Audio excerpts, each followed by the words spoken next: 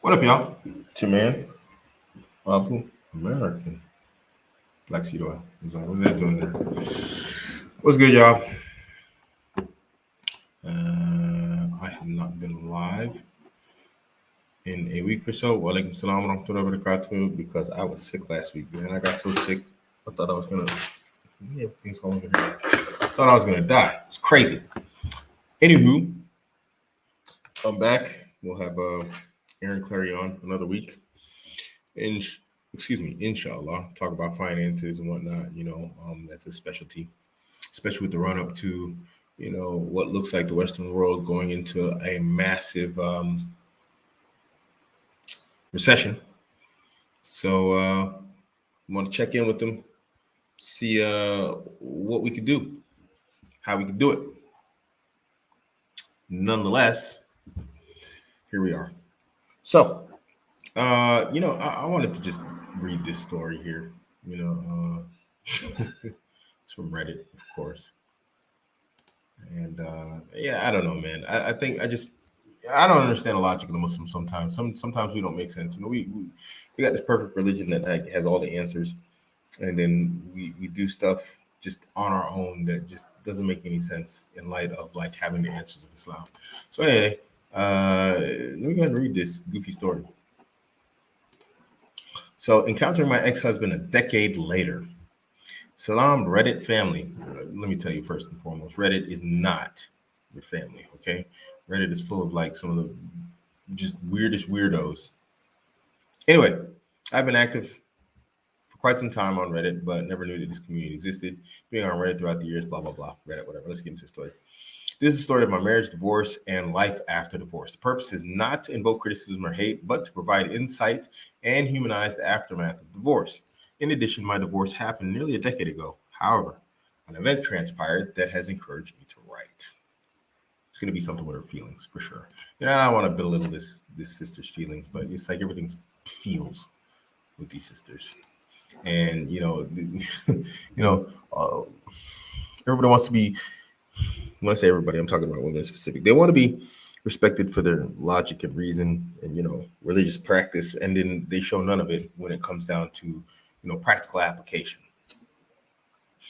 I met the man that I would marry when I was fairly young. If I remember correctly, I was 6 years old. That's fairly young. That's more than fairly young. But hey, whatever. Looking back, it definitely feels like a long time ago, where he randomly came up to me and gave me his drawing utensils. Wasn't that sweet? He gave her his coloring books and coloring. He ran some. He ran that game. He ran that crayon game. MashaAllah.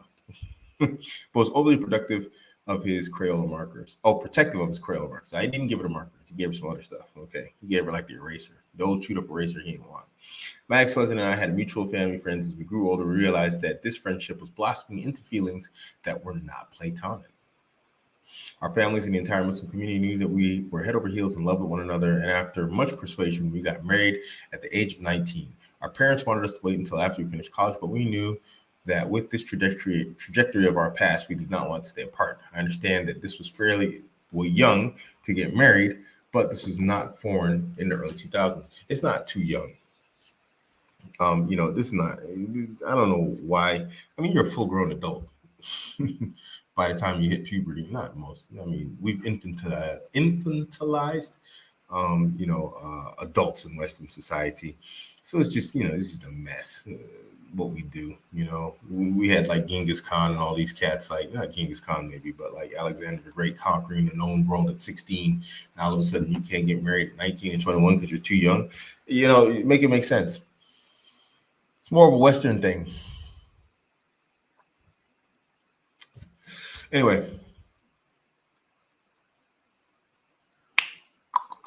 alhamdulillah, we were married for 8 years. We had a very normal marriage in the sense that we quarreled, rekindled our romance, traveled, tried new foods together, cooked together. I guess one marriage is a little bit more than, trying foods, cooking, but hey, whatever. My ex-husband was my shield. He covered my shortcomings and I covered his. 6 of those 8 years were blissful. The last 2 were testing emotionally, physically, and spiritually. I was diagnosed with uterine cancer, stage 2. That's a tough hit. At the age of 25, after visiting my physician and complaining of sharp abdominal pains and missed periods, I cannot describe the feeling when I was diagnosed. My world was morphed.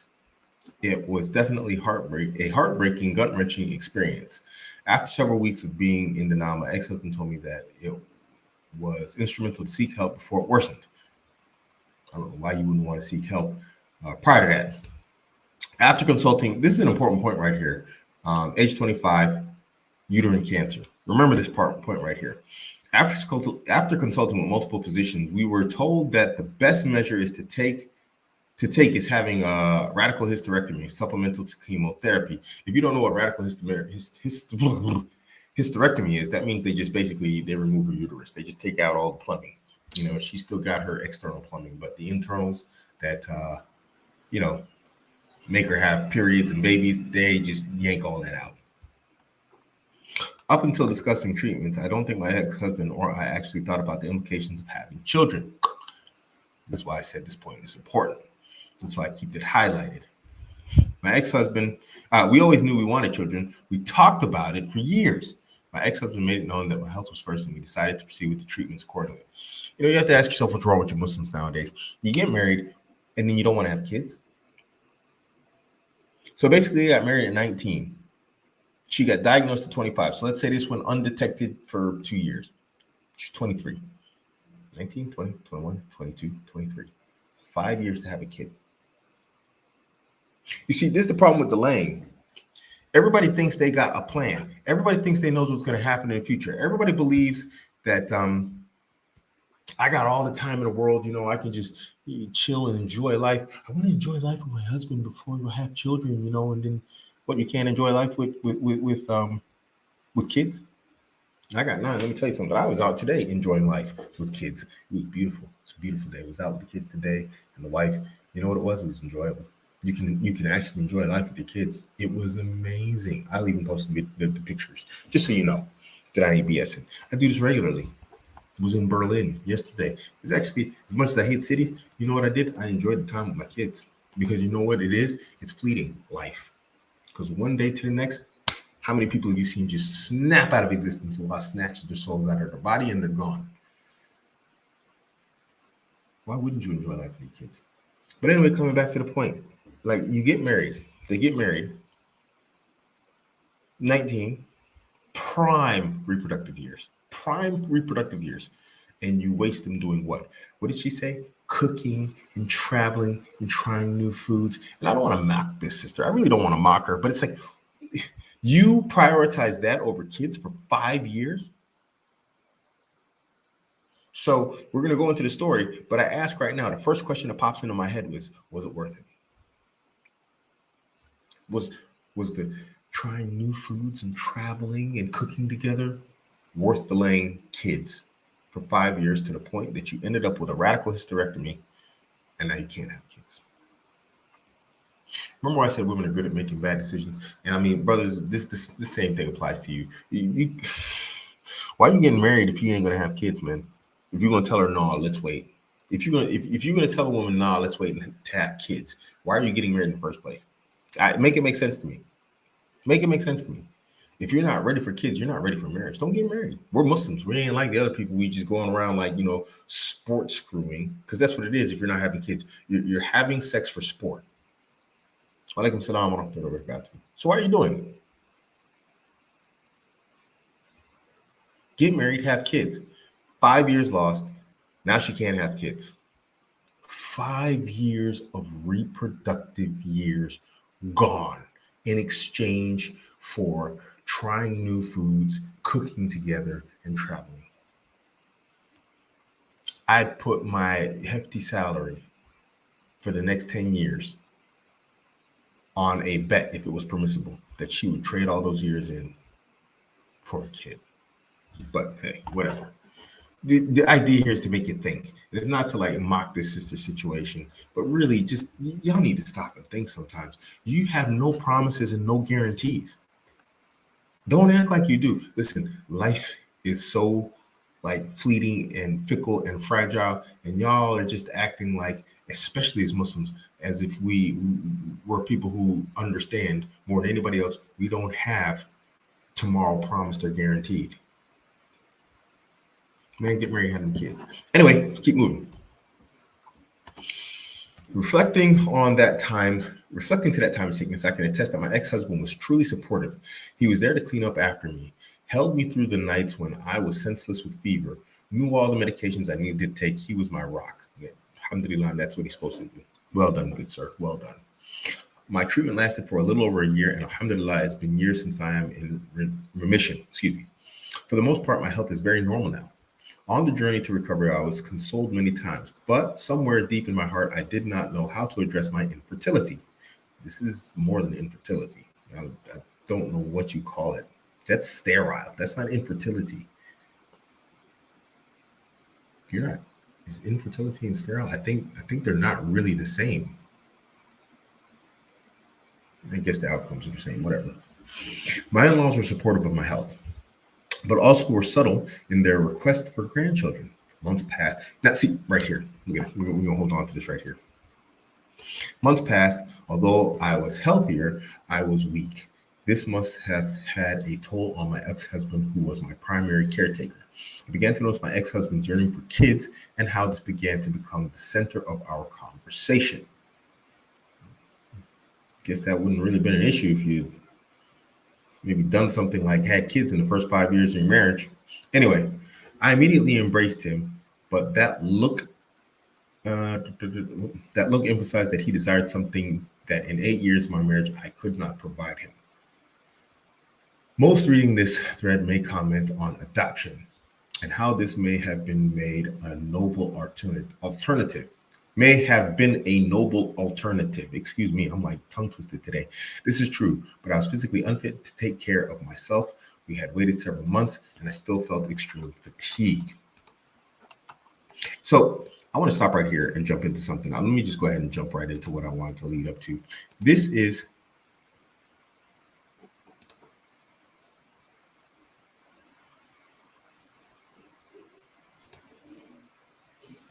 oh, thank you, Suraj. Barakallahu feek, man. Jazakallah khair, man. It's very good of you, man. Barakallahu feek. He's saying that sterility is the inability to conceive, and infertility is the inability to complete a full-term pregnancy and give birth in a healthy child. So there is a difference. Yeah, she's sterile. She's sterile and infertile, but more sterile than infertile. So anyway, why do I want to? No, let me not jump into this point right now. Let's go into this point later on that I was just about to make. We decided to join couples counseling. It's not going to work because you can't counsel your way into pregnancy if you're sterile. But that look in his eyes was a foreshadow of our parting. Months later, we decided to divorce. And now the second time I start asking questions, why? Doesn't Islam have polygyny for this? Isn't this why we have polygyny? I mean, maybe the husband couldn't afford another wife, but, if she truly loved this man, like she says she does, and as much as she wanted, good for him, why would she not make a compromise somewhere along the line and say, hey, you know what? This is a way for everybody to be happy. I get the man that I love and he gets a kid. It's almost like Islam has these answers to these problems, these dilemmas. It's almost like there was some sort of divine being, Allah, who knew everything that could potentially and possibly happen and left us with this religion that had answers. What could that be? Islam.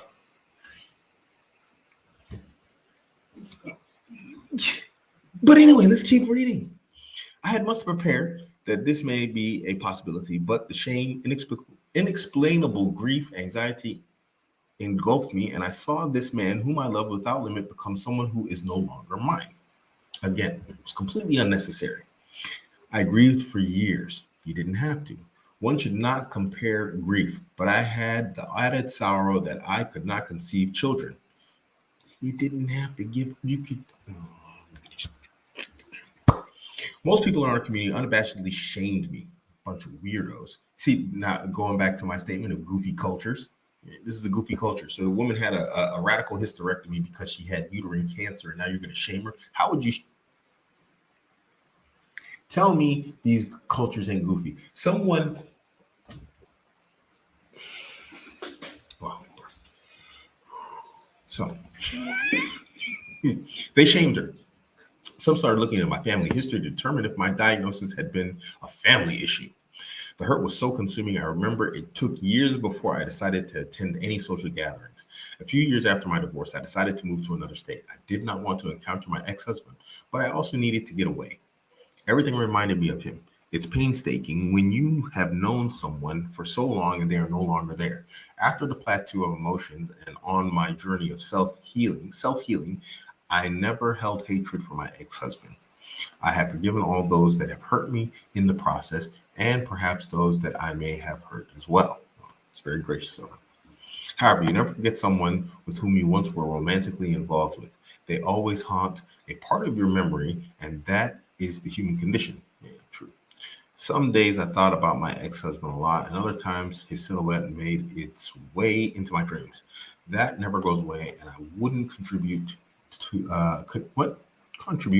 that to dwelling on the past. Again, it's very human experience. Yeah, okay. We're getting good. Back to the story, sister. Come on. At the beginning of my post, I mentioned a recent event that occurred that opened the floodgates of memory. Ramadan. I usually invite my family to my home state. However, this year I decided to go back home. My parents are elderly and traveling has become somewhat burdensome. While picking up groceries, in front of me stood a man that seemed familiar. It took a few seconds to draw my memory, and after a few aisles away was my ex-husband. It has been nearly a decade since I've seen him, and I felt my knees get weak. Thankfully, he did not see me. Bearing the weight of my legs, I moved myself because I did not want him to see me. My ex-husband was someone who crossed my mind at least once a day, but I never anticipated seeing him again. In my mind, over the years, he had become somewhat of a myth. In a shopping cart was a girl with bouncy curls who had spilled juice. My ex-husband frantically tried to clean the spillage. I could not stop staring. After what seemed like an eternity, two figures approached him. A slender woman, she was wearing hijab with a box of Oreos in hand, and the other figure was a boy slightly older than the girl in the cart. My ex-husband took the Oreos out of her hand, and their hands brushed ever so lightly, and he smiled. So romantic. His smile was once my world. A decade ago, when I last saw my husband, he was crying, and I was crying as we parted. Now he smiled for someone else. I'm honestly surprised that I was able to drive back home. The oddest feeling overtook me. I wanted to cry, but I also felt vehemently angry. I dreamt that night of being intimate with him. I missed him, his smile, his touch. You see, and alhamdulillah for Islam, none of this had to take place. He could have just married the woman also. She could be walking around with a part of him. Listen, if you love that man so much that you dreamt of him every day, you thought about him every day, once a day, for a decade, how would you not love his children even if they were from another woman? You love that man. That means you love every part of him, right? You'd be there from birth. That's your surrogacy. You wouldn't have to get cats. And it's you're not even non-Muslim, so you can't even get the wine, man. You just got the cats. So there's nothing to take the edge off. Well, you didn't have to leave the man. You don't have to dream about being intimate with him. You could just stay married to him and then he married another wife. Why is it that sisters always pick the hardest path? Why do you pick the most difficult path for yourselves? Because monogamy? Y'all are too much, man. Y'all love suffering. You know, men have their infamy villainy story. Women have their emotional hurt story. It's like just the only problem is every man with a villain story becomes a better man at some point. Even if he becomes a better man in terms of being a bad guy, he becomes like the bad guy that everybody knows. But you just become a miserable wreck of a human being with your like little sob story, whatever that story is supposed to be. Sisters, man, get a grip, get it together. You know what? Allah knows best isn't only just in answering a question you don't know the answer to. He knows best. Now she's running around miserable and didn't have to be. But whatever. When I divorced, social media was not a big deal. In all these years, I had no idea what happened to my ex-husband, nor did I try and find out. I did not know that he had remarried and had kids. What was he supposed to do? Why?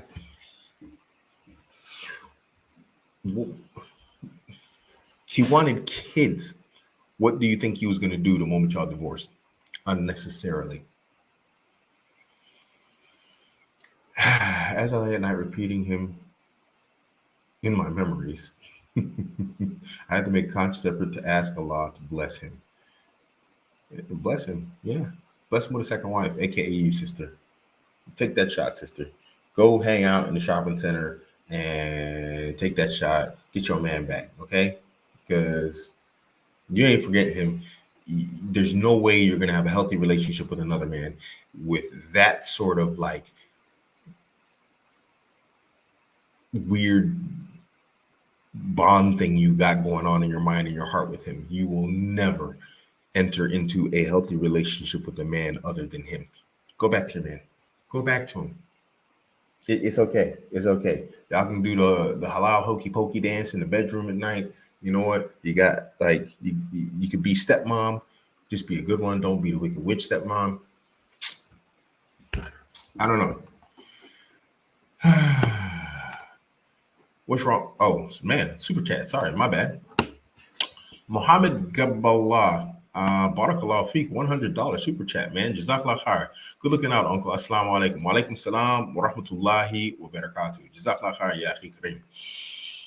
You know, I don't know why sisters do this, man. Why do y'all do this stuff? You know, it's completely unnecessary to torture yourself like that. You know, there's no. I'm speechless. I'm just speechless, man. You know, we have this beautiful religion that everybody loves to be jealous about. Everybody's angry about. Everybody wants to, like, you know, Islam, yeah. And then when it comes down to actually practicing Islam, the Islam that has the answers to your problems, the answers to the problems that this sister is suffering with and dealing with, because she is suffering. Islam, but not that much Islam.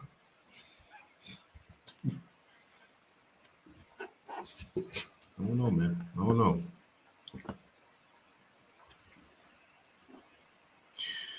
It's just mad. It's just mad. Exactly. Why did they divorce? I don't understand why they divorced. For the life of me, I don't get why they divorced. You know, and I sit here and I contemplate it and I think about it, you know, and I look at how many situations that could have just been solved just by sisters like, you know, womaning up. Don't tell a guy man up, woman up, you know, and share that man. Brother Craig, how do you test close friends' loyalty, brotherhood? Also, how do you test your woman's loyalty / obedience? Women are easier than men to test. Women, I mean, just do something simple. Just ask her for her phone. That's an easy one with women. How do you test her loyalty and her obedience? Give me your phone, baby, and let me go through your phone.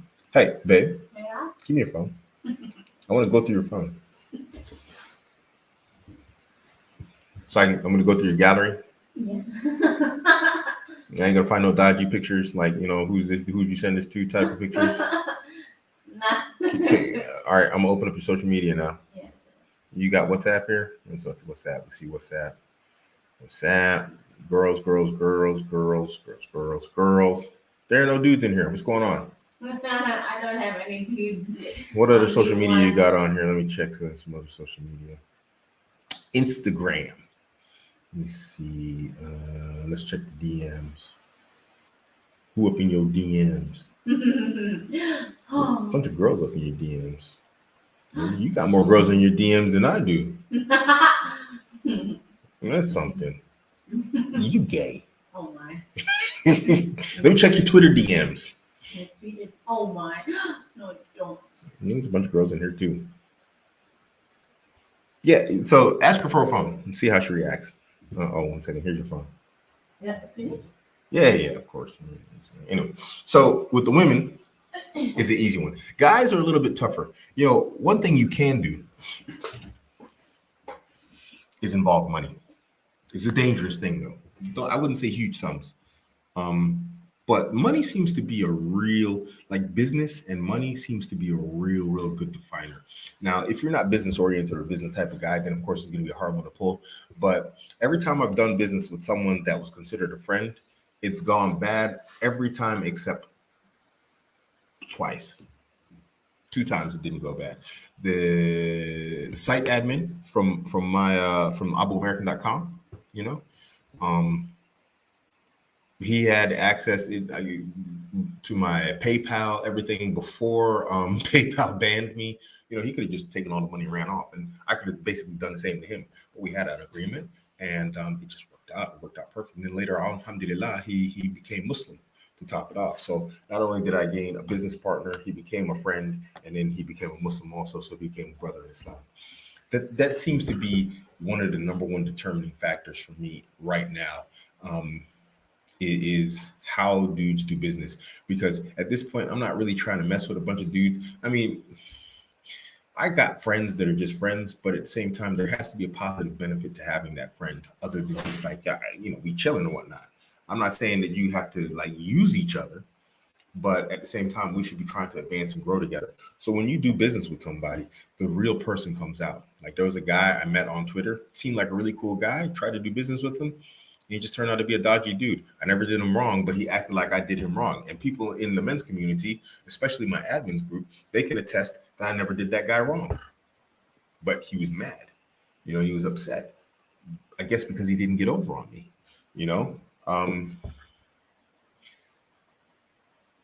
Then this is a tough one to talk about because this is recent. cowife.com. I mean, basically, it's like the business partner. He just pulled up. He just pulled up and left. So I can't say it went really bad. I mean, I don't have anything against the brother. He just didn't want to do the business anymore. But it's kind of like, he has this double streak where he's like quit 2 businesses back to back. And I was involved in both businesses. So it's kind of like, okay, you see who's just a quitter. You see what I mean? So you see who people really are. He's not a bad dude, but he is a quitter. You know what I mean? So do business with somebody and you'll see who they really are. You see who's treacherous. You see who's a quitter. You see who's got grit. You see who's got like determination. You'll find out everything you need to know about people. Yeah, money and travel. Go travel with somebody when you have to live with them also. That's a good point. That's a good one. Travel with someone to see who they are. I remember I went to the Abu Dhabi World Pro to compete in jiu-jitsu, and traveling with some of the team members really showed you who people were. Like, okay, wow, you're really just, yeah. So yeah. Yeah.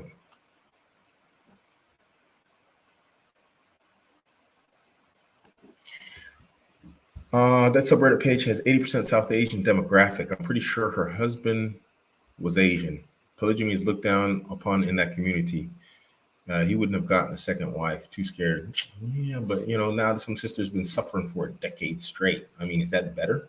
You know what I mean? I mean, it's like, this is what I mean with goofy culture. It's like, Islam is our culture, but we don't like polygamy. Wait, what? Do you see what I'm saying? Goofy culture. Yeah, goofy culture. If we want to ask a question, do we ask a question in chat or we share the link? Let me just ask a question. Super chats get priority, of course, and they get like more in-depth answers, unless it's a really good question. But in general, yeah, just ask a question.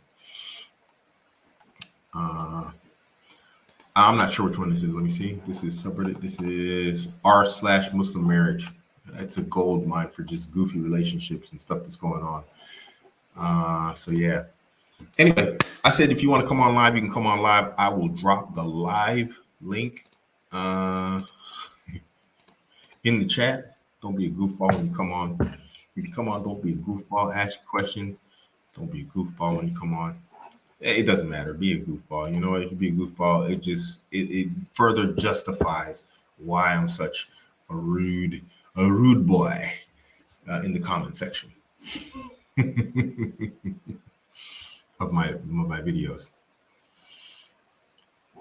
Yes, exactly. I would agree with you right there. It's one thing to not want it. It's another thing to look down upon it. I would 100% agree with you on that.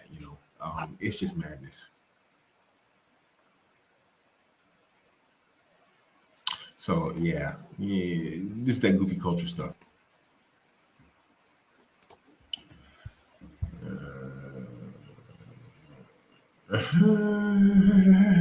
Yeah, we have some interesting conversations in the men community. Abu Future Trunks is in the men's community. Yeah, bro, assalamu alaikum. How are you? Walaikum salam to the guys. Alhamdulillah, I'm good, man. How you doing, bro? Can you hear me, bro? Yeah. Yeah, I'm just so happy to talk to you, bro. Brother, I just have one question, all right? Yeah. Wait a second. Go ahead. I can hear you. All right, so bro, basically, I just have one question. Is that basically I can't seem to tackle this question. So I'm about to approach this sister's family in a couple of months, and the only question that comes to my mind is basically, what if the father asks me, or if the sister asks me? Let's say the father asks me, all right, will you practice polygyny? Will you marry more than one wife? So how Yeah. should I say? If I say no, then I look like basically a person who lies, who might sound like a liberal kind of Muslim who doesn't agree with polygyny, but I actually do agree with polygyny. If I say yes, then they will say, "Oh, we're not going to give you." So basically, I'm just in the middle of it. How should I answer this question? All right, I mean, it's you a could very be hard tactful. question.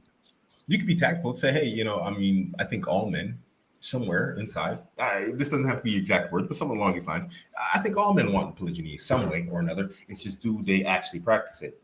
If I make it a joke, if you have to, don't make it a joke. That's not the proper way. But be lighthearted about it. Say, hey, if I win that lotto I never play and I get all those millions, then maybe I'll get another wife. Something along those lines. Be humorous about it. Don't rule it out. But at the same time, like play with it and say, hey, it's circumstantial. Maybe I'll never achieve what it takes to get another wife. But if I do, it might be something we consider. But right now, I just want to get married, and just have a happy life with a wife right now. That's a very nice way to answer, bro. That's a very nice. That shows you a good game, bro. But what if they push it? You got to But what play if, the game. you gotta play the game, bro. But what if they push it like? But really marry four wives? Really marry like? You get? Yeah. Then should I use this thing again? Do you have anything similar to that? Like, has anyone ever asked you this before? By the way, Yes. like about So Yes, it's been asked before. And generally, I flip the question back. I judo flip it back. I'm like, wait a minute. Let me ask you, Sheikh, because I always call them Sheikh. I say, Sheikh, would you take another wife if you could? And then they're like, nah, I'm happy with, my wife. I said, we're saying this in your house. So are you sure if we don't go to a cafe, you'll have a different answer, Sheikh? And I play with them like this. and with this I can also say, a lot of people practice polygyny, and I also don't look down upon it. It's something in our deen, and I totally agree with it. But if Yeah, you're asking me if I practice it, will you practice it? Then I can call it. I can sell myself. I can do this. I can do this. You really give me a really good nice story. I can approach it in a humorous way, bro. In a cocky, funny yes, kind of way, like you say with women. Right? indeed. I can see that. I can see that, bro. That's a really good answer, bro. I didn't say. I didn't look at it. Like I've been basically thinking about this for I guess 2 weeks right now, bro. Like 2 weeks. Yeah. I've been thinking of ways to tackle this question, but yeah. Thank you Yeah. so much, bro. Thank you. Yeah, of course, man. And Mel, I'll make it easy for you. Hopefully, they don't answer the question, and it'll make it easy.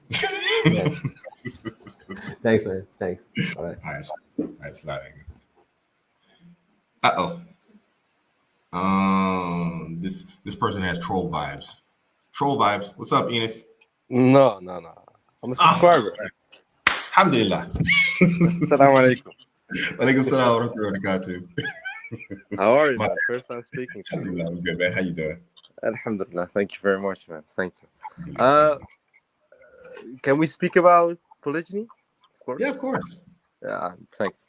I actually wanted to tell you a story about my experience with telling my family about that I wanted to marry multiple wives. Just that I had that's my idea about my future, and Okay. I got a lot of hate and a lot of anger from my family. Oh wow. I don't know if you're familiar with the Turkish culture. Yes. You Yeah, are? because Germany is. I grew up here, so there's a lot of Yeah. Turks here. Yeah, you're right. There's a lot of Turks in Germany too. That's right. In Turkey, it's forbidden to have, on paper, it's forbidden to have multiple wives, even though they see themselves as a Muslim country, but it isn't a Muslim country. Okay. It isn't. Because it's a secular country. So, you know what I mean? Officially. I know what you're saying. I don't want to get into that one. It's, No, I understand. No, but officially, this is a secular country, so that means that religion and state is separate in Turkey. There's a rule that we cannot, on paper, have multiple wives. Understood. So I told my family, if I could, and I would have like the means to do it, I would want multiple wives. And everybody, I got lashed from, like, I got anger, and my family got angry at me, and they told me you can't do this and that.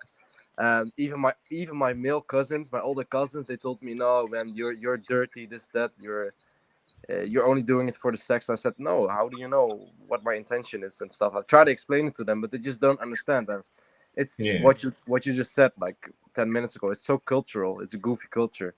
yeah, It's yeah, so yeah. stupid. They don't want to think about it. They say they're Muslim, but then when it comes about polygyny, they reject it. But I'm sitting here, I'm thinking to myself, it's like, what? Okay, let's say it was sexual, but why is there a problem with that? It's permissible, right? I mean, this makes it permissible. So why would that be a Yeah, negative thing? I mean, what's the if a man has a sexual desire, what does he do then? Do yeah, you see? I'm not asking you. Obviously, it's more rhetorical. It's yeah, like I'm yeah. not like thinking like, why I'm would this be thinking the considered same. a negative thing? As if women don't want sex also. So it's kind of like I'm not really sure that's a good argument. You know Yeah, what I mean? to be really honest, these people got brainwashed by the West. Like Turkey is like a pretty Western country, in my opinion. Yeah. They got the culture from the West. They want to be like the West, and they watch. In my opinion, they watch too many series, like those romance series. You know what I mean? Mm-hmm. And everything is about monogamy. Everybody's, and all these women, they get.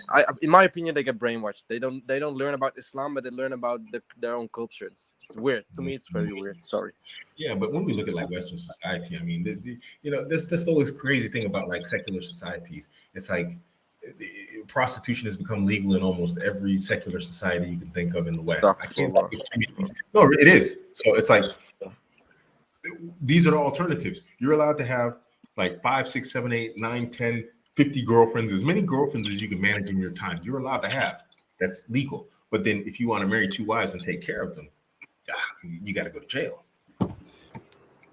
If Yeah, this is proof that like Shaitan is real and just out here just telling people like, yo, go do some evil, crazy stuff, I don't know what it is. It's madness. it is. So, and I feel a stranger in my own country. I feel like very lonely when everybody's against you. You know what I mean? Yeah, that must be tough, man. Man, I'll make it It's easier. crazy. I got one more question. Am I allowed to ask? Yeah, of course. Okay. I've met a girl in the past. She's pretty compliant, pretty shy woman, and she's a hijabi, but she wears like a blouse and like cotton pants. So it was not the abaya. You know what I mean? Abaya, not the I full. understand. That's what I like. So that's the thing why I canceled this whole thing. But I was thinking about it. If I can get her to wear it, and I probably think I can by just being, I'm not per se dominant, but she would change for me. I guess so. Okay. Is that a good thing before marriage, or should she already be in the abaya and then marry her?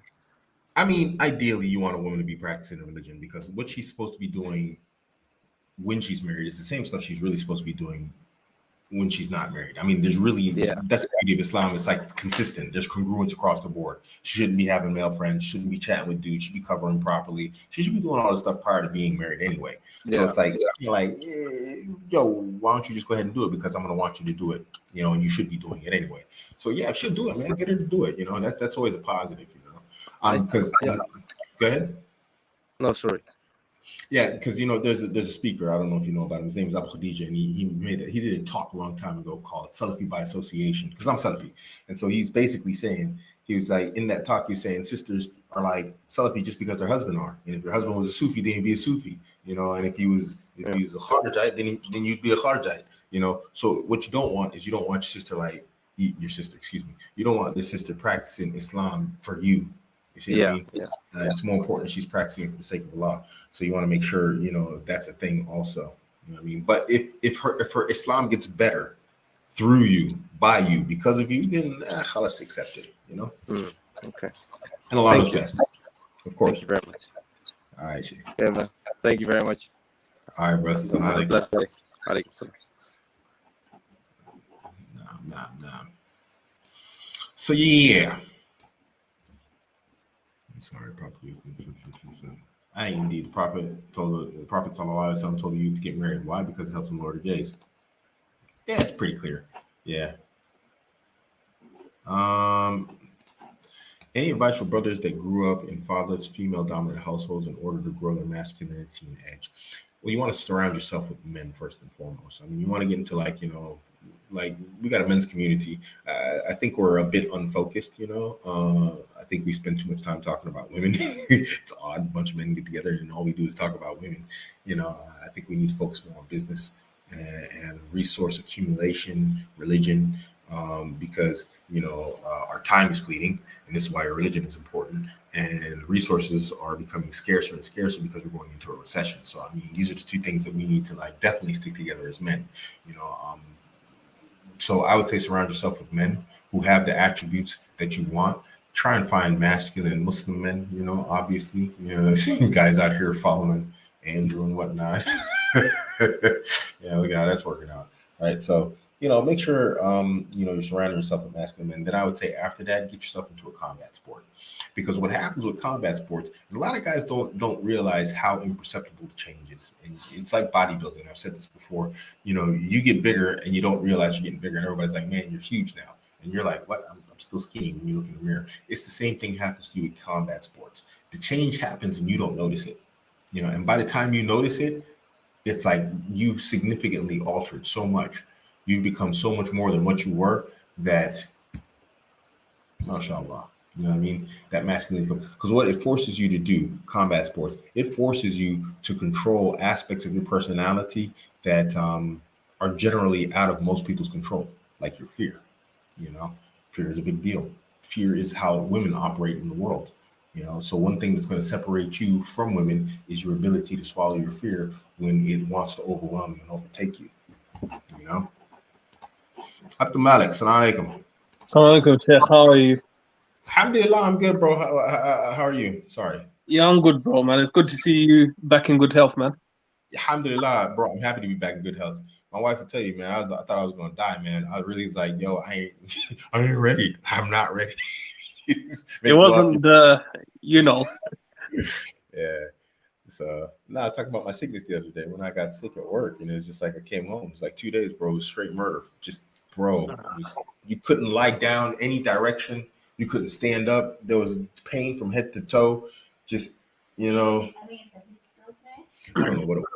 Gordo, I saw you backstage, man. Let's do it, Abdul-Malik, then I'll bring you on later, Gordo. So yeah, bro, alhamdulillah, it's good to be back in health. I think we take we take it for granted. What can I do for you, Abdul-Malik? What's good, man? Now, inshallah, it's the means of Allah forgiving you. But yeah, I wanted to ask, because you were talking about combat sports, how much do you think a height difference actually matters when you're fighting a bigger guy? Let's say in the heavyweight section. It can be pretty significant. It's less to do with height than arm reach. I mean, obviously, a person who's taller is going to have a longer reach. And if you ever looked at that guy, what was that guy's name? Man, he's that big, huge Chinese dude. He used to do these like freak show fights in Japan. And guys that were just playing out like better fighters than him struggled to fight this dude simply because they couldn't get close to him. Right. And it's, we had like, what was one of the fighters? Like, I think Pro Cop actually fought him. It's like some Japanese just freak show. Just they bring on like pro fighters and fight this guy. Something Hongman Choi, I think it is. And hold on, I wish I had Jamie. Like, what's his name? Like, yeah, that's his name, Hongman Choi. So hold on, let me. I'm gonna go ahead and pull up the clip right here. So the dude. Oops. Pause this and get it up here and share it on screen. The dude is just massive, and his reach difference was so significant. Oops, wrong thing. Share. What is he, like 7 foot? Dude's got to be like 7 foot. He's got to be. So share. Here we go. So Hongman Choi. So I'm on the wrong screen to hit play. Where is it? Oh man, I lost the shared screen because I got like 9 million tabs open. No worries. I'll check out that name just to see the fight. Oh, here it is. Okay, so basically, let's see this dude. So the dude is just like massive, and so it just made it. Look at it. The guy's throwing a kick. He's just knocking the guy out. Like he can't get in close to him. And every single fight is like this. This guy's just got this reach. He's not even using it. but like body weight, reach, all this type of stuff combined just makes him like crazy formidable. So height and weight, it makes a huge difference. It makes a Right. massive difference. So I would say, yeah. Yeah, you need the Mike Tyson twitch muscles, innit? Yeah, you got to be fast, and you got to be, you got to be very technical to fight big guys like that. There's this guy. He's I don't know where he's from. Maybe Korea, maybe Japan. I don't know. He's famous on YouTube, and he just goes around to random schools fighting dudes. And it doesn't matter if they're big or small, whatever else. And this guy has just developed like such a combat system. He is impressive to watch. And so he just has like a fighting coaching channel. Yeah, Really this guy into giant, no? No, this guy's a small guy. He's actually small, Oh. like Korean or Japanese guy, but he's just insanely technical fighter. Yeah. So yeah.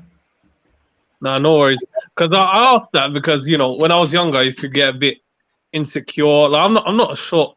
Well, for heavyweight, I'm short, but not too short in terms. I'm 5'11". It's not too big a difference to 6 foot, even though sisters may see it differently. But Yeah. They so don't know. 6 foot, they'll never know. yeah, I know. But on paper, they will. Yeah. But yeah, so that used to put me off. I used to make dua to Allah to make me like 6'7" or something, just so I could be heavier in it. But to be honest, I'm not gonna be. I don't want to get you, in trouble with YouTube. That the black paracetamol guys. Yeah, I got yeah. I'm not gonna be like them. I'm gonna still try my best to knock out a big guy anyway. Yeah, absolutely, man. I mean, you got great combatants and warriors all over the planet, both past and present, that weren't like 6 foot tall dudes. Yeah. Does it help? Absolutely. But is it a necessity? Absolutely not. So yeah. Mm-hmm. But it does make a difference. But it doesn't, because like when you're good at what you do, like in jiu-jitsu, we call them technical bullies. Technical bully, the guy's technique is so good, so solid that he just going around beating everybody up. It's like, yeah, guy's a technical bully. Yeah. You can't muscle him. You can maybe weight smother him, maybe, but generally his technique is so good that he never lets himself get caught in that position. So okay, be a technical bully. You can do it in striking also. Like I said, that Korean guy or Chinese, whatever he is, I don't know where he's from. He's a technical bully, but it's stand-up. He's a stand-up technical bully. The guy is really good. He knows how to set patterns and then follow through and then see gaps. He like does a whole series of patterns that he follows in every single fight that he does. Yeah. And then somewhere in that series of patterns that he executes, someone always falls into the loop, unless they're like a truly, truly pro fighter. And then he just, after he gets that pattern, he's like, okay, this is this guy's hole in his game. And he'll just follow through. Then he'll just throw random stuff back to that move. Random stuff back to that move. Then he'll keep on building on top of that until he's just knocking people around for like 5-minute rounds. It's insane how good he is. Okay. Yeah. Yeah. I did want to ask something else. You know that story of the sister who the cancer and everything, and she got divorced. I don't know why she got divorced. It doesn't make sense to me. Not a lick of sense. It doesn't make any sense. I mean, one brother was saying it's like a community thing. He said it's mostly like, Southeast Asian, Pakistani, Bengali, yes, Indian type of, community that uses the r/marriage. Maybe that could be it. It's a culture thing. But I mean, it's hard for me to like imagine it because I don't come from like one of these cultural backgrounds, but I'd rather see my daughter happy, than care about what, the guy next door is going to think, oh, your daughter's a co-wife. Yeah, but she's happy. No, I come from that background, but to be honest, you influenced me too much to think like them. So, yeah. So for me, I would rather see my daughter happy. You know what I mean? Yeah, alhamdulillah. And what? She would definitely be happier if she got back with that guy. You couldn't tell me even with a co-wife, she'd be over the moon. Yeah, I don't know how the other wife would take it, but then again, if he's the man, it doesn't matter. Exactly. Yeah, I agree. But yeah, nice chopping up with you, Abuamerican. Inshallah, speak to you soon. Nah, inshallah, bro. All right, assalamu alaikum. Is giving ultimatums in a marriage bad or good? Nah, brother, it's bad. I generally tell guys don't make ultimatums because a lot of times what will happen is a woman will test you on it, and then you're left with like two options: you have to execute, or you have to not execute. If you don't execute, she's going to run you over. And most of the time, when guys make ultimatums, they make ultimatums that are very hard to carry through. Generally, I've come to find it doesn't always have to be the case, but I've come to find that most guys make ultimatums in terms of divorce. And the moment you make that ultimatum in terms of divorce, what are you going to do? Assalamu alaikum, brother. Let me Is just there finish an this. echo or should I plug in my headphones? No, you're good. Let me just finish this up here real quick. Oh, yeah. So basically, you make that ultimatum for divorce, and this is what most brothers do. Then she tests you, and what are you going to do? If you don't divorce her, she's going to wreck shop on you. You are going to have a hell of a marriage for the rest of your married days. And if you do execute, well, then one of your divorces are gone. You know, and then that might put her in such a tailspin that you might not recover the marriage from it. Some sisters, you know, a lot of sisters, they don't want you to divorce them. And then, you know, things can come back. You can take her back during the period. But some sisters, as much as they don't want it, the moment you do it, their whole just internal, what do you call this, insecurity and whatnot, and fear, it's like just it blows up. And now she don't ever feel safe with you, despite the fact she loves you, and you've left her no choice but to leave you.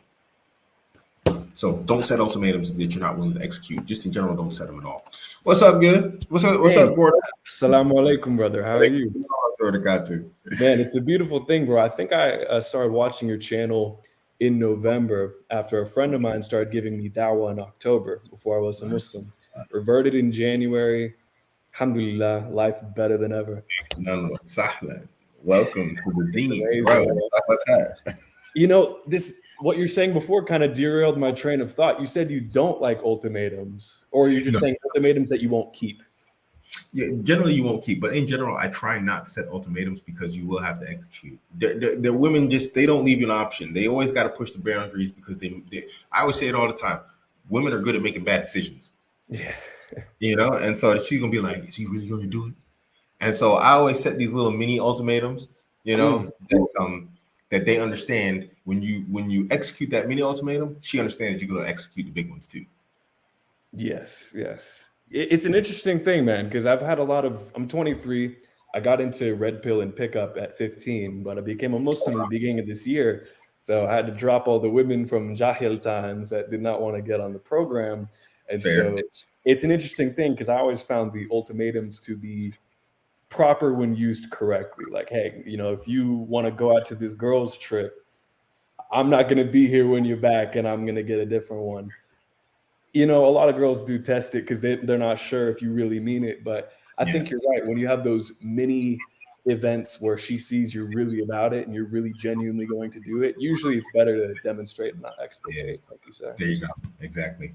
Yeah. I mean, stuff like that. Of course, obviously, you know, with the non-Muslims, this is a very different world, you know, with ultimatums. I would say non-Muslims definitely set ultimatums, you know, because you have no real means of like setting boundaries. With Muslims and Muslim women, it's a big deal getting married, you know, and so these boundaries and whatnot, if they're not followed, if they're not set, you know, if you don't set them and then execute on them on top of that, hey, you know, you put her in a power position and your position, it becomes weakened, you know. So I think it's important. I would say non-Muslims is probably important, you know, to set ultimatums. Unless you're married legally, then you can get hammered by the court system. You're just non-Muslims doing the non-Muslim thing, you know. I mean, I was non-Muslim too, you know. You just out dating and whatever else. Man, yeah. You're from Philly? Nah, man. I'm from Cali, bro. Oh, why did I think you're from Philly? I don't know. I mean, Texas is home, but Cali is where I was born. Hey, yeah, Texas is home for me too, man. I have a question if you don't mind. Of course. And I sent in a super chat, I think, when you were on the Ali stream. I was visiting my parents though, so I was kind of distracted. I was gonna say, you know, I have a lot of cold approach experience. I used to be terrible at it, but I just played the numbers game and took a lot of notes, corrected my mistakes, got mentors, and I got good at that.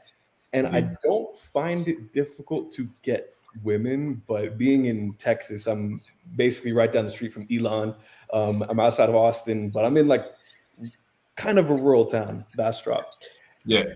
It's easy to get women, but finding a pious Muslima or people of the book is a rare instance, especially because before I was a Muslim, I was involved in music and a lot of drugs and just like, so I've seen female party nature up close, and I've traveled a lot, and I've realized that, you know, people say, oh, these women in the Middle East are so much nicer. Not nowadays in 2022, I think any woman that has Instagram basically has the same, you know, if she has Western habits, they're going to be the same people with a different language in my experience. But anyway, Indeed. I'm kind of ranting, bro. What I want to say is I want to take my, I don't like online dating, quite frankly. I feel like I can't showcase a lot of my strengths. I always Indeed. like doing things in person. I feel like, you know, with online dating, you know, I'm like a 6 to 8 out of 10. I could always get a 6, you know, on online dating. But when I'm in person, if I can demonstrate charisma, etc., play the numbers game, that's the only time I was able to get an 8, 9, 10. Okay. So I want to apply this in a halal way. And it's weird. Like, I don't have a terrible amount of approach anxiety if I do frequent socialization. Yeah. But I'm afraid as a new Muslim of overstepping bounds, or like, it's difficult to maintain charisma in game while being a new Muslim and trying to keep it halal. You know what I mean? I do. So what should I do about that if I want to, like, because, you know, anytime I need a woman before I was a Muslim, it's like, okay, if I don't have the women I want, I can go down to the campus and I can just spam approach until one clicks with a good situation. And I want to apply a halal analogous, you know, tactic, just playing the numbers game to get the best quality in, you know, a Muslim context.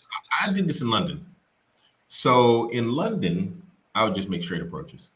You know, it wasn't like a common thing. I can't say I did like, you know, just, you know, spray and pray type of like approaches, but there would sometimes be that one sister who'd be like, Allahu Akbar, whoa, you know. Mashallah. Some of them sisters in London, man, mashallah. So, you know, I'd run up on them. I'd just say, hey, I'm like, what's up? Say, yeah, you Muslim? Say, yeah, you know, just obviously, you know, I make that joke, you know, I'd make it a joke, you know, cocky funny is my thing. So, you know, I just crack some jokes, you know, keep it public, keep it halal. And I'd be like, look, you know, I ain't just stop you to talk about, like, you know, the color of your hijab so that I can get, you know, matching socks. I say, you know, just kick my game or whatnot. And it's like, so what's up with you married? You know, you got a whatever else. I'd ask her and I'd be like, yo, so what's up with your wali? Let's, you know, I mean, I'm trying to, you know, just spit the game however it flows naturally. Generally, I mean, I wouldn't say that was my direct wording, but yeah, you know game better than me. Come on, man, or just as well. Maybe. If not, who knows? I'm 23. You got the experience on me. The game, I got like a totally different game now. I got a polygyny game now, so it's totally different than like. You know, I'm trying to get there, inshallah. So, but I mean, I would do direct approaches, but I'd keep it like, you know, as loud as possible, you know, respectful, but at the same time, you know, showcasing my personality that I'm funny, cocky, you know, confident, competent, whatnot, you know, and then just try and go straight for the wali. You know, generally that end up with like the number, which is not what I wanted, but then it would do if I thought, okay, I'll take this number, but the idea is to get to the wali as fast as possible. You know? Yeah. So, and a lot of women, when you pulled it, oh, my bad, I didn't mean to interrupt. No, go ahead.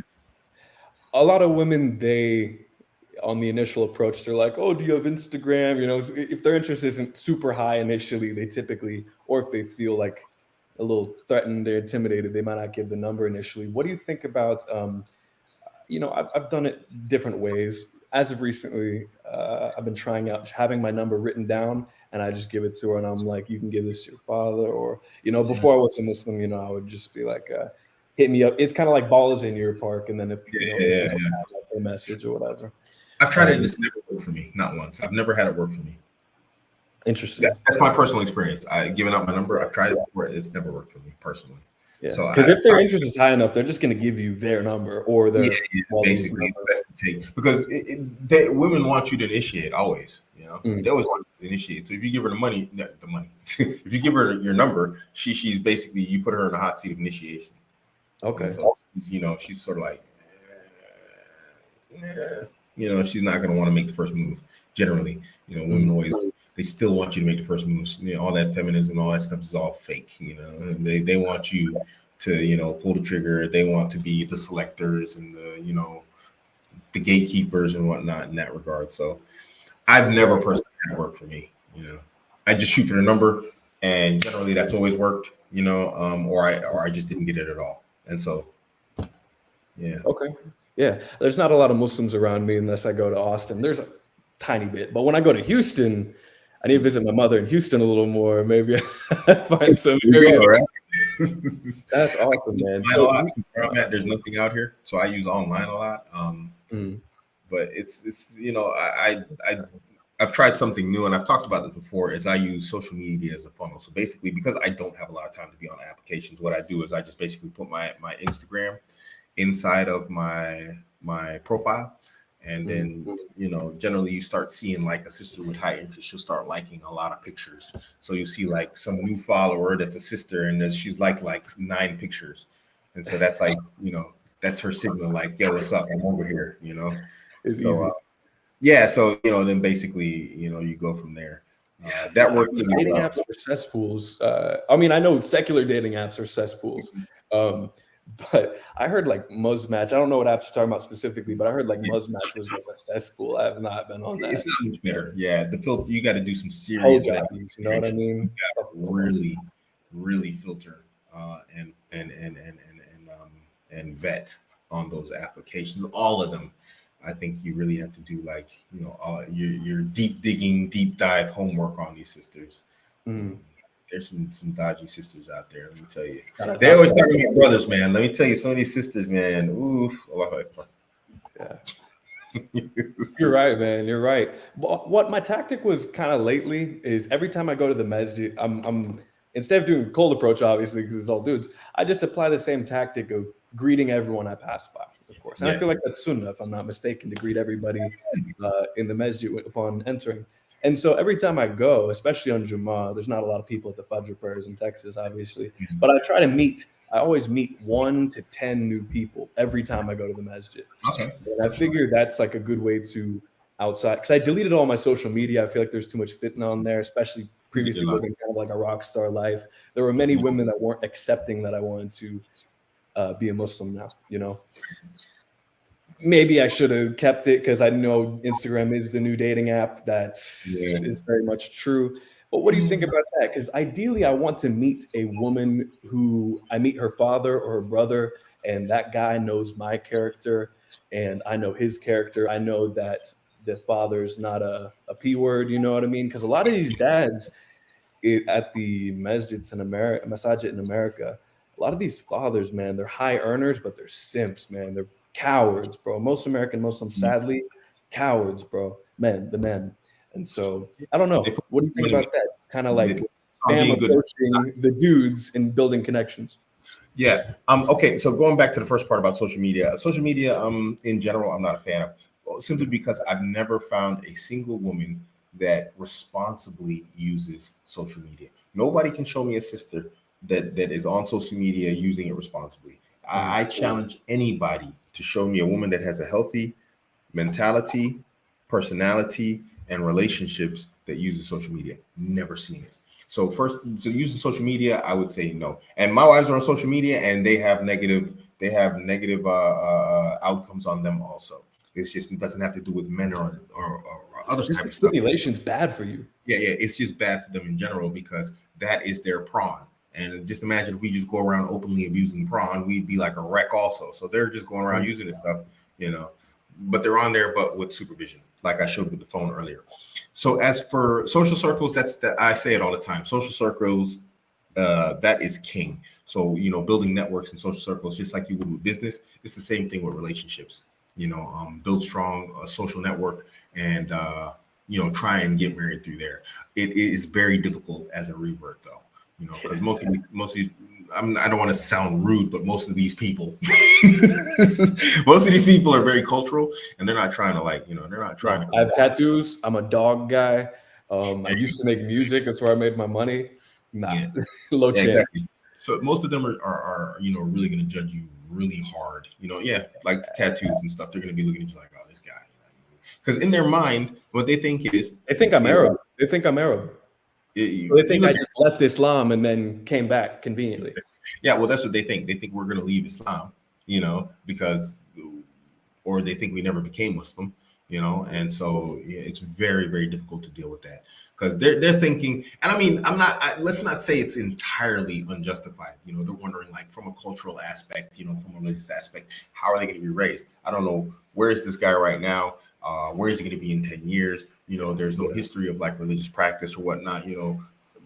So I understand, but I also don't understand because at one point the Sahaba were there also. And although we're not on the level of Sahaba, it's like I don't think they understand how serious and how significant accepting Islam is for us. You know, I say it all the time. I told the story. It's like I'm the first of the Muslims in my family, and I've had more kids than anybody else in my family. At this point, the turnover point for my family, because nobody in my family at my generation has had kids except for my brother. He's had 3 kids. I've had 9 kids. So that means in a single generation, my entire family, both sides, my mom and my dad, the Muslims now dominate that side of the family. What does that mean? That means my family is officially a Muslim family. In one generation, when everybody starts dying off, my family becomes a Muslim family.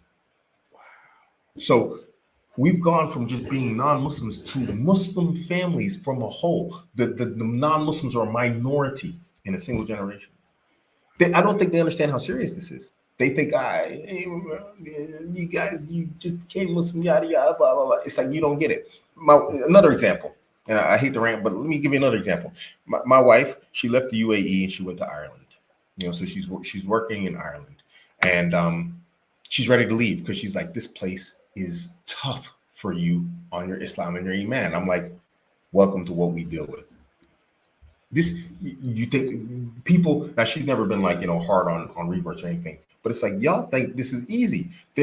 Everybody's wondering why, we came over here as immigrants and our kids are a mess. Yo, right. We actually, this is a choice. We're not Muslim by chance. So respect it. Respect that, please.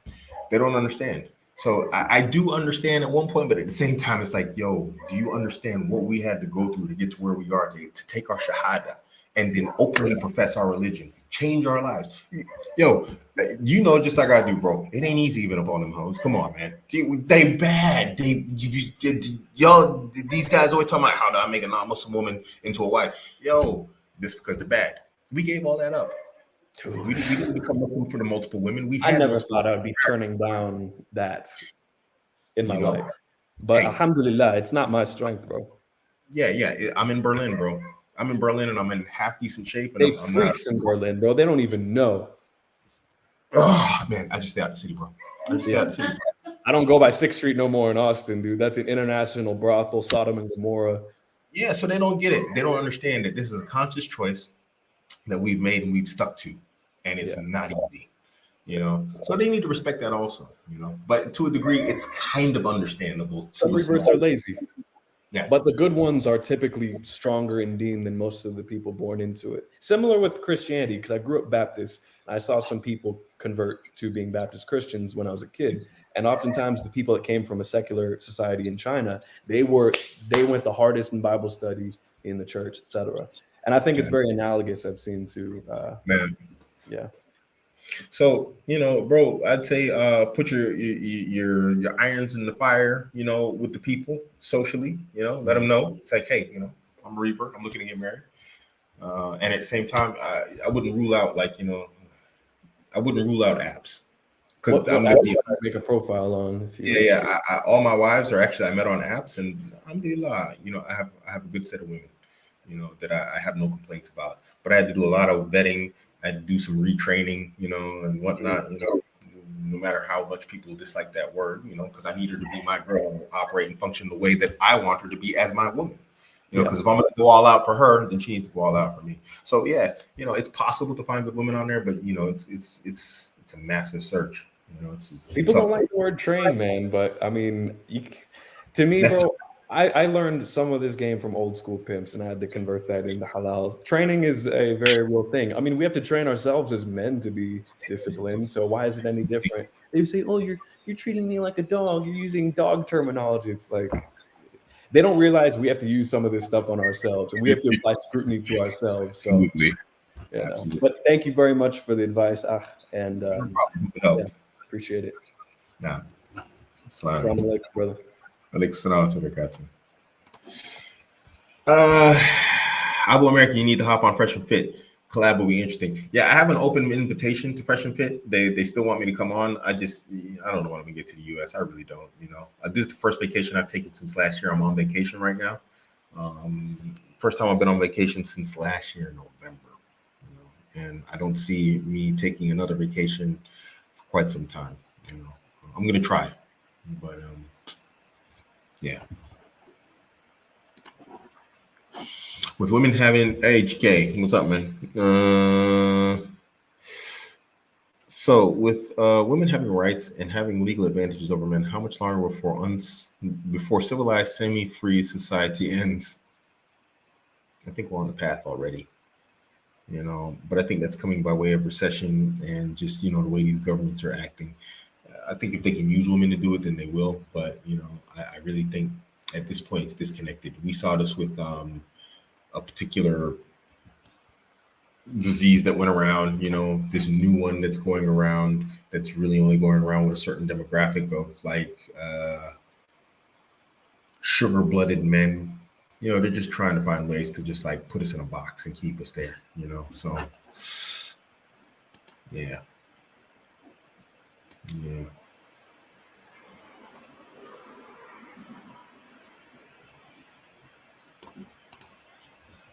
If you don't mind, question to both of you. Brother's gone. Sorry. Thoughts on a man with long hair, with/without ponytail? I mean, man with ponytail, long hair. As far as I know, some of the Sahaba had long hair. Just don't look like a hipster. That's all I gotta say. Just make sure you don't look like a hipster and go forth, bro. You know what I'm saying? Make it look cool. Make it look good. Go for like, Vikings, go for that Viking look, but a halal Viking look. Don't go for like the hipster look, and you should be good, inshallah. Get jacked and, go Viking style without the shirt, inshallah. I don't know. I've never had a ponytail. I'm a black person. I don't know if it's itchy or not. I had braids. I had cornrows back in the days when I wasn't Muslim. That was itchy. Yeah. So this brother says Sunnah match. Got good sisters. Allah Mubarak. Inshallah. I've never tried Sunnah match. Yeah, give it a try. Give it a go.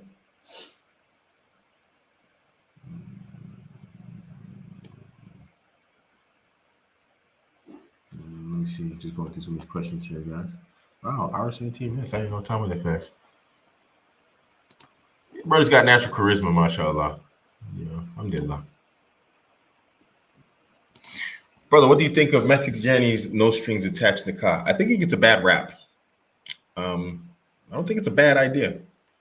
I mean, if sisters are willing to forego their rights, then let them do it. It's permissible. Why do I need to have an opinion on something permissible? I've seen Gabriel Al-Romani go in on the No Strings Attached thing twice. And Gabriel Romani's video was basically, it's permissible, but I don't like it.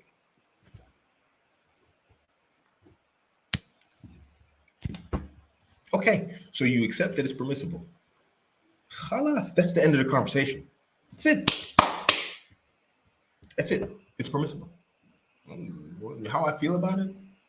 The brother's not doing anything haram. He's helping people get together in halal relationships according to what they agree upon themselves. Alhamdulillah. Alhamdulillah, he's bringing people together in halal. How can you not be happy for that? Because you don't like the way? What? Wait. What don't you like? I don't understand it, man. I don't understand why people got like their underwear tied in a knot over this. The brother is bringing people together permissibly. Permissible relationships and marriages, and people are upset about it. Why? If the sister doesn't want like a full-time husband, she don't want a full-time husband. Yeah, no strings attached. She doesn't want a guy around the house 24/7. She doesn't want to have to cook and clean for him. She just wants to get her back blown out halal. Hey, khalas, let her do it. Because what's her other option? To go without? It leaves her no other option than to either do something haram, whether she does it to herself or she gets somebody else to do it to her in an impermissible way. Basically, it's a Messiah marriage. where a woman forgoes her rights. She says, I don't need you to take care of me financially. I got my house, I got my job, I got my money, but I need physical I need some sexual healing. So she needs to get her back blown out. Yeah, go get married and blow the sister's back out, man. It's permissible. Khalas. There's nothing wrong with that. See, this why Muslims always freak out that, like, you know, people want to have arrangements like this. Why? If they're doing it permissibly. This just probably he wants the easy way, right? Yeah. She wants it easy, he wants it easy. Everybody don't want like any sort of like, you know, difficulties in the matter. If you want that for yourself, that's a different conversation. But is it permissible? Khalas. I don't want to hear. I hate hearing people argue about stuff that's permissible. I can't stand it. It's like, what is your problem? Okay, is it haram? No, but I don't like it. I don't care. It's permissible. Shut up. So I mean, I love Gabriel Romani for the sake of Allah. I saw two. I know he put out a second video. I didn't watch it. I watched his first video and I was just like, bro, your entire video is just summed up like, I don't like it, but it is permissible. You don't have to have an opinion on everything. You know what? If it's haram, let's throw the brother under the bus. I love Mehdi. He's my brother. You know, we used to, you know, air together, you know, earlier on, whatnot. We're still in groups together. I still talk to him regularly. I think I sent a private message yesterday or whatever else. Completely love that brother. But if he was in the wrong, I'd say something to him directly. He's not in the wrong. People need to leave him alone. What he's doing is perfectly fine. I don't know why people are all upset, man. I really don't get that for the life of me. So what do I think? I think it's perfectly fine. He's doing something permissible. Khalas. I ain't got nothing to say after that. Do you think the average man should bring up polygyny when talking to his sister, or is it better to not mention? It's probably better to not mention it if you're an average man. I mean, because let's be real. Average guys don't practice polygyny. I mean, when you say average, I guess you mean like the regular brothers. But regular brothers don't practice polygyny. Let's just be real. You're going to have to be at some degree or some level above average type of guy in order to practice polygyny. You know, so if you are literally a regular dude in all ways, shapes, and forms, and that's not to throw anybody under a bus. You know, it's not to say, oh, you regular normie. No, but it is to inspire you to be more than normal and be more than average. But, you know, average guys financially, physically, mentally, you know, you're not going to work out in polygyny. So if you are that guy, be honest with yourself and don't bring it up. But if you understand that you have a higher appetite for women, you have the patience to deal with multiple women, you have the finances to deal with multiple women, and you know you want to do it, let's go forth, discuss it, you know. But the average guy, they're not ready on most points. Most guys aren't ready on any of those points, but then they're willing to discuss it because they want it. So they don't have every other prerequisite, but they have the desire. And so if you're going to mention this to a sister, examine yourself and ask yourself, do I have these prerequisites that it takes to actually, like, you know, practice this? And if you do, go forth and discuss it, man. Throw it out there. What are my thoughts on Tatum's recent blowing up on the internet?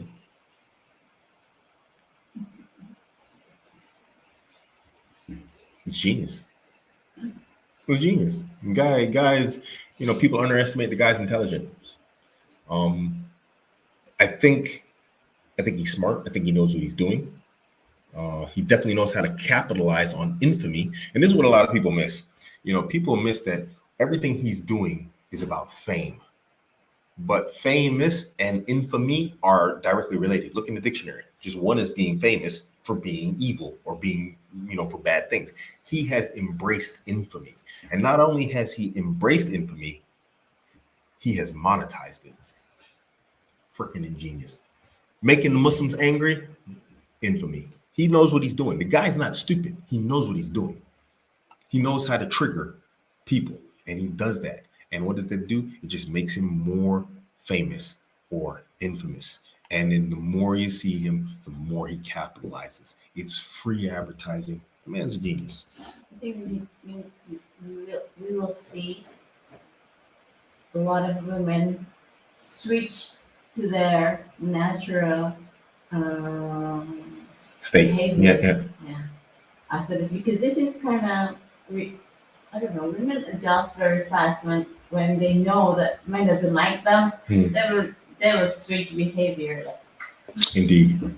Gordo eats with $5 super chat. Barakallah Fiki Akhi Kareem. Jazakallah khair. I want to avoid legal marriage in America. Good idea and smart. I know I can get a woman to agree if her interest is high enough. This is correct. But what if her father objects? You know, when you speak to the father, you can always deal with him from logic and reason. Women, when they demand this stuff, they're less logical and reasonable. They're dealing with from a position of like security. Everybody thinks that women want your money. No, they want security. Women want security more than anything else. They want emotional, financial, physical security more than they want anything else. So for her, dealing with that, that's a little bit more complicated than deal with a man. A man, you can deal with logic and reason. So you can tell him. I always take the approach when they ask me about legal marriage of the approach of halal or haram. And I'm like, yo, okay, if we get legally married, is she permissible to me? And they're going to be like, obviously no, because you get legally married by any state marriage anywhere in the West, that doesn't make her permissible to you in front of Allah. So I'm like, so what's the benefit? Give me the benefit, yeah, Sheikh. You know, if I divorce her legally, there's a difference of opinion on this, but I mean, basically the opinion is that if you divorce her legally, you divorce her Islamically. But let's just go with let's keep this two separate. Let's just say the two are separate, just for the sake of this conversation. So let's say the two are separate. You divorce her legally, Islamically, she's still your wife, right? But even let's say like this, you it's your first divorce. So let's not even go with there. Let's not even go with the hypothetical that the scholars don't agree with, right? Let's go with the hypothetical that the scholars do agree with. If you get a legal divorce, it's an Islamic divorce. Okay, you legally divorce her, you have one divorce. You both agreed that we want to get this divorce. So you have one divorce. You have a happy marriage, but you're like, for whatever reason, you and your wife decide you don't want to be legally married. You both decide we're going to get a divorce. You have one divorce. Guess what? Islamically, you have two more. You can take her back in her iddah. So you divorce her legally. The next day, you sleep with your wife again, and she is Islamically back to being your wife. You still have two divorces. What does legal marriage bring you? Nothing. It's completely pointless. It's completely useless to Muslims. It means nothing to us. It doesn't make her permissible to us, and it doesn't make her haram to us. You know what I'm saying? Islamic marriage does that. So I always take that approach right there. That's the best way to do it. You know? Jazakallah khair. That's what I've been telling people to do. So I would go with that one, you know, because it just makes no sense legally. All it does is conflate and bring a lot of extra people and governments and stuff that like really doesn't have any place and doesn't make a difference to Muslims. Because it's like, what are you going to do? Let's say you do get a divorce legally. She can't, you know, she can go after your assets with the law, but this is like something that Allah has not allowed her. You know, He has not given her those rights that the non-Muslim system has given her. So you will try to take what's not rightfully yours. I want protection. What sort of protection? You can't have anything the legal system gives you. If you take that from me now, guess what? Yom Kippur is a real day. The day of judgment's a real day. You want to give it back to me then? Is it really going to make you feel better that you're going to take from me unjustly what Allah is giving you no right? You can use this with them also. So what security does it offer you? Everything you need has been given to you with Islam. And anything that you take that these people give you that isn't from Islam, it's not your right. And if you take it unjustly using those people in their system, guess what? Day of judgment's a real day. I'll get it back. And on that day, you will ultimately, I promise, when you read about the day of judgment, you will regret it. So either you truly don't believe, and maybe you don't want to take that approach, but I have to stop and think, like, maybe you really don't believe that the day of judgment applies to you or something, you know, or you don't think it's real. So I don't know what these people are thinking when they want these like legal marriages, you know, whatnot. It's kind of crazy, man. You know, it's kind of mad. Oof. See, completely unnecessary. Why you want to drag some people into there like that? They're gonna charge you $100,000 to separate from your wife. They can be done with a single word, you know. It's madness, bro. It's madness. Now, hour and 30 minutes. Barakallahu feekum for tuning in, guys. We'll try not to get sick and miss the show again. No promises. But inshallah, I'll be back next week. I don't know if I'll have Aaron Clary on, but hopefully I will. If not, I'll try and find somebody else to have on. But if not, then I'll just be here by myself. I want to try and do 2 shows a week. I want to try and pick up the pace, get back into like, doing live shows and whatnot. It's always good to have people on, like, talk with them, discuss. It's nice that, the trolls have finally disappeared. We can like actually have real conversations with real brothers, just like sort of kick it like it's homies. Alhamdulillah, barakallah fikum for being good people. And so, yeah, that's you said Eric is poor. He's doing all right, man. I like his office. You see his office on Twitter. It's like every day he's out in the mountains just chilling, man. Yeah, MLD, man. That's my dude. MLD and I talk. Yeah, that's my dude, man. So yeah, definitely he's gonna be on. But he's busy right now. He's doing his whole men course thing, So he's busy with his whole seminar right now. Yeah. Correct. So now I'm gonna try and get two days a week. We'll see what happens. Barakallahu feek for tuning in, and inshallah, y'all have a nice weekend. And barakallahu feek. Assalamu alaikum wa rahmatullahi wa barakatuh. Oh, Gordo, wait. You're in, man. Gordo, I'm in the group, man. You gotta find me in the group, bro. I'm in there. So hit me up, man. You can find me in there pretty easy. My name is the same everywhere, bro. Alaikum salam. Yeah. Find me in, man, bro. Nice. Isn't that strange? I'm in there, bro. I'm in there. So hit me up. All right. Assalamu alaikum wa rahmatullahi wa barakatuh.